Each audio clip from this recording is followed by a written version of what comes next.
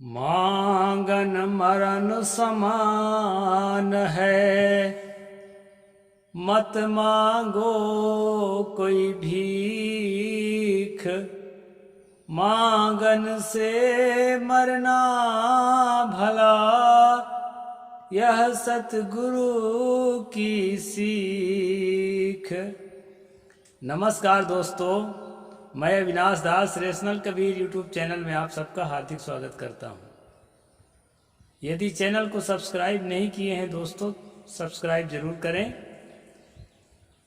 Share करके अपने सभी ग्रुपों में सभी साथियों तक पहुंचाएं। बेल आइकन को प्रेस करें, ऑल नोटिफिकेशन ऑन रखें ताकि हर नया अपडेट आप तक पहुंच सके।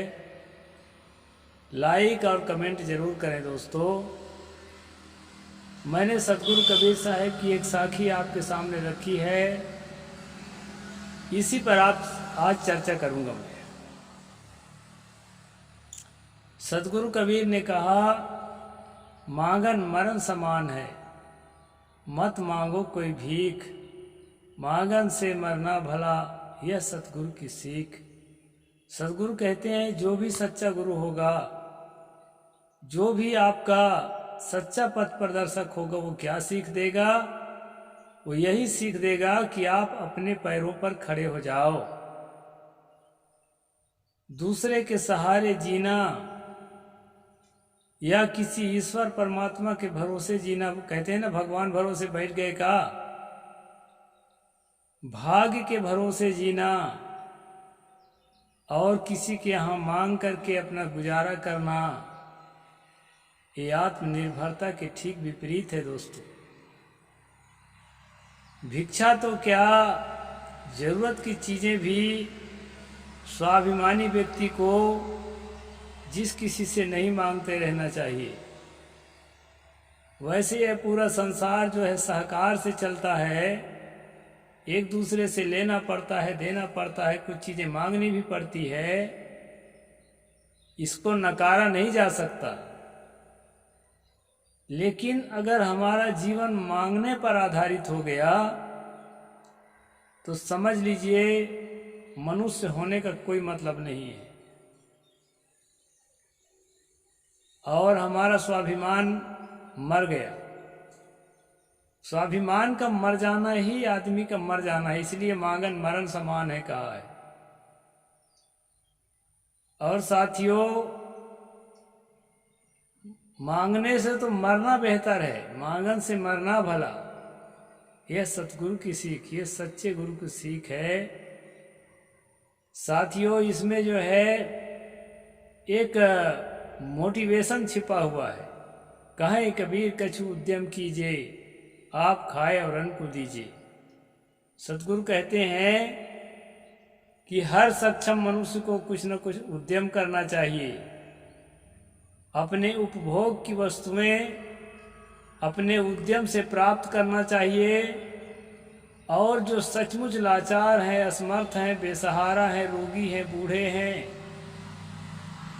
जो सचमुच जरूरतमंद हैं, ऐसे लोगों के सहयोग के लिए, उनके सेवा के लिए भी अपनी कमाई हुई चीज़ों को प्रयोग करना चाहिए, उन्हें देना चाहिए। ये सतगुरु कबीर साहब का सच्चा मार्ग है दोस्तों। किसी भी प्रकार से भाग्य का भरोसा, भगवान का भरोसा, ईश्वर परमात्मा का भरोसा या दूसरे सक्षम आदमियों का भरोसा आपको नहीं करना है।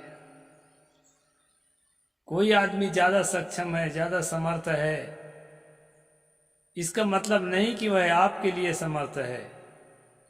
वह अपने लिए समर्थ है। और जो है जितना समर्थ है, उसकी सेवा भी उतना ही व्यापक होगी। अपनी सेवा को हमें व्यापक करना है। दया का पात्र बन करके कोई हम पर दया कर दे, ऐसी सोच कर को निकाल करके जीवन से, दया का पात्र बनने की सोच को जीवन से निकाल करके और दयालु बनने की सोच हमारे अंदर पैदा होनी चाहिए। दोस्तों, कल मैंने फेसबुक के माध्यम से एक छोटा सा रील देख रहा था एक बौद्ध भिक्षु एक झोपड़ी में गरीब आदमी के घर गया हुआ है मांगने के लिए, और गरीब महिलाएं निकलती हैं, कुछ बच्चे खेलते हुए निकलते हैं, और गरीब महिलाएं उसके पात्र में कुछ रोटी और कुछ सब्जी डाल देते हैं। उनको आशीर्वाद देकर वह भिक्षु चला जाता है। उसे देख करके दोस्तों मेरा दिल पिघल गया, और मैंने कहा, लिखा भी उसमें कमेंट में, कि साधक अपने अहंकार को खत्म करने के लिए यदि भिखारी का जीवन भी जी ले तो यह बुरा नहीं है, लेकिन वैसा ही जीता रहे, अपने उद्यम की हत्या कर दे, अपने स्वाभिमान की हत्या कर दे, तो वह ठीक नहीं है। दोस्तों, स्वाभिमान और घमंड में थोड़ा अंतर होता है। घमंड दूसरों को दिखाने के लिए होता है कि मैं इतना बड़ा हूं, मेरे सामने तुम क्या हो। घमंड या अहंकार हमेशा तुलनात्मक होता है और दूसरे को नीचा दिखाने के फेर में होता है। लेकिन जो स्वाभिमान है वो आत्मविश्वास को प्रदर्शित करता है कि मैं इतना ही नहीं, बहुत कुछ कर सकता हूँ, मेरे अंदर बहुत सारी संभावनाएं हैं, और उन संभावनाओं को उद्घाटित करके समाज के सेवा में मैं भी अपना हिस्सेदारी ले सकता हूँ। इसलिए दोस्तों, सतगुरु कबीर साहब ने अपने साधकों के हाथ से कटोरा हटा करके उन्हें भिक्षावृत्ति से मुक्त कर दिया। और आज भी कबीरपंथी मठ मंदिर दूसरे पंथ के मठ मंदिरों से काफ़ी निर्धन है। अगर तुलना के रूप में देखे जाएंगे तो भारत के धार्मिक संस्थाओं में सबसे कम आर्थिक व्यवस्था यदि आपको देखने को मिलेगी तो वो कबीर पंथ में मिलेगी। लेकिन दोस्तों, कम से कम आर्थिक व्यवस्था में बैठ करके भी कबीरपंथी महात्मा हमेशा स्वाभिमान से जीते हैं। किसी के भक्त के घर में कभी मांगने नहीं जाते, और यदि कोई मांगने जाता है तो वो कबीरपंथ का विपरीत माना जाता है। कहा गया है ना, भीख मांगना एक धंधा है। यदि निर्धन मांगे तो भीख, और धनवान मांगे तो चंदा है। चंदा के रूप में, भीख के रूप में यदि हम मांगने जाते हैं तो सतगुरु कबीर साहब के आदर्शों को हम जो है दरकिनार कर देते हैं। भक्तों को भी चाहिए, जैसे पिछली पीढ़ी के भक्तों में जो बात रही है कि सार्वजनिक कबीरपंथी संस्थाओं को स्वेच्छा से अपनी क्षमता के अनुसार दान करें। मुझे दान करो, मुझे दो, ऐसा ना कहना पड़े महात्मा को, क्योंकि महात्मा सब कुछ सर्वस्व अपना त्याग करके केवल भाषण प्रवचन के द्वारा अपना जीवन निर्वाह करता है। कम ही महात्मा होते हैं जो कोई पेशा अपना लेते हैं, कोई उद्यम अपना लेते हैं। जिनका भाषण प्रवचन का काम कम होता है वो उद्यम अपना लेते हैं।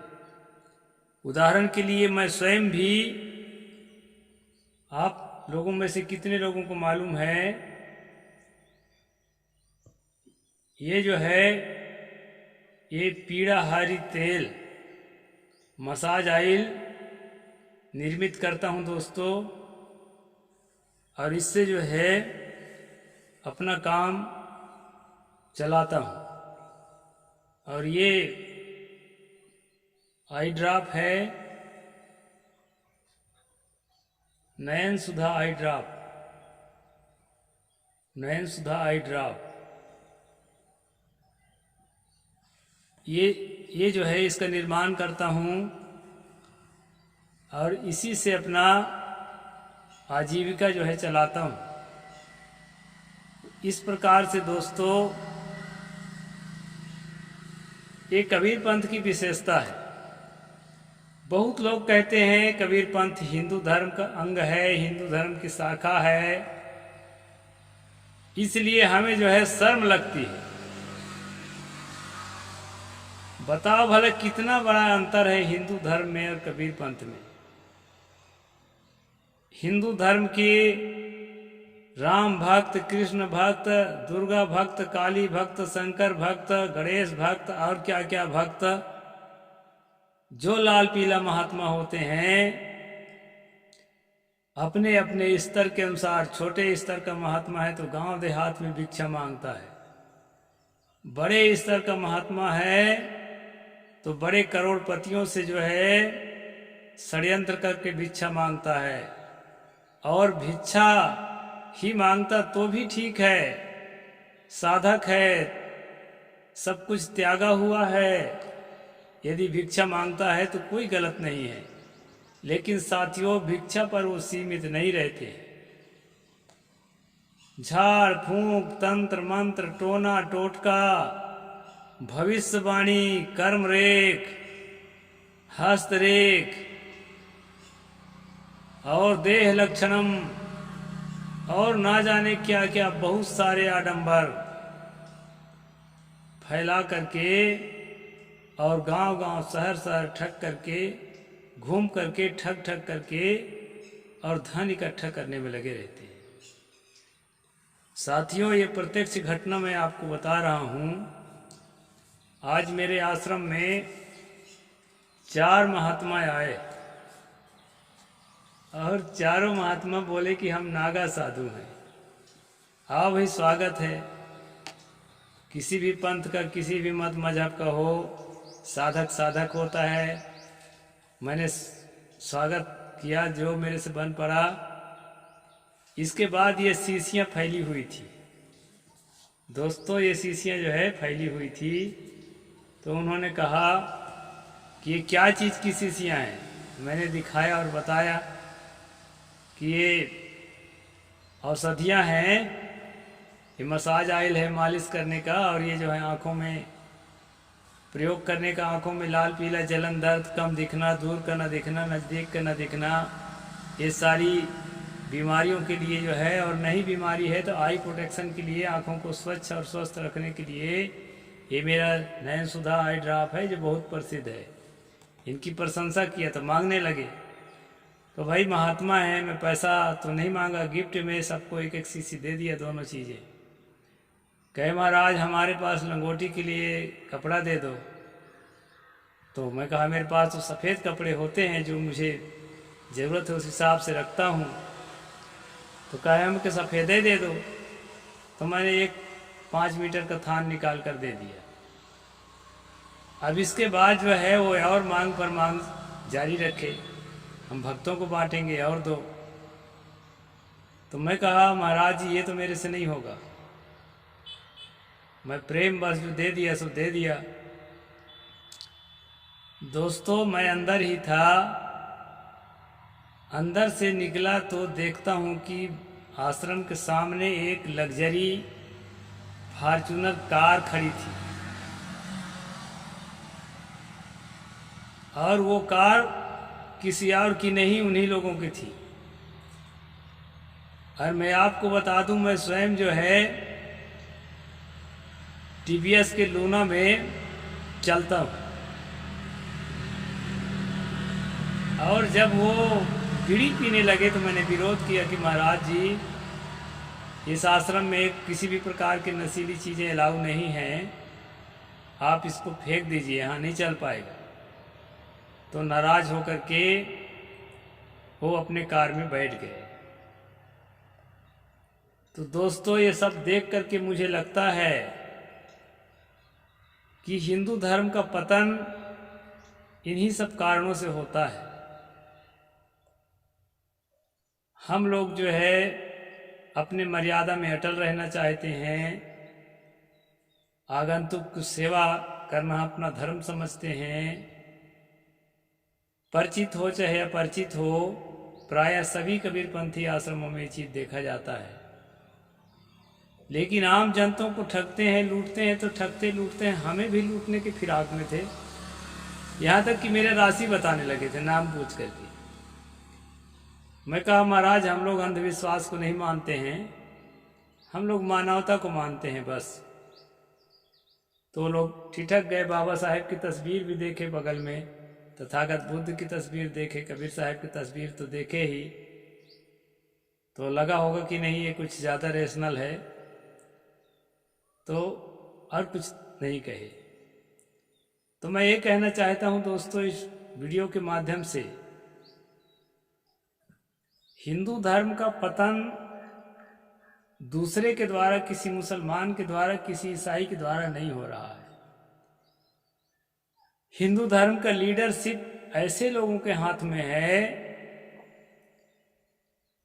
जो राग, द्वेष, तृष्णा, लोभ, लालच से एकदम चूर हैं।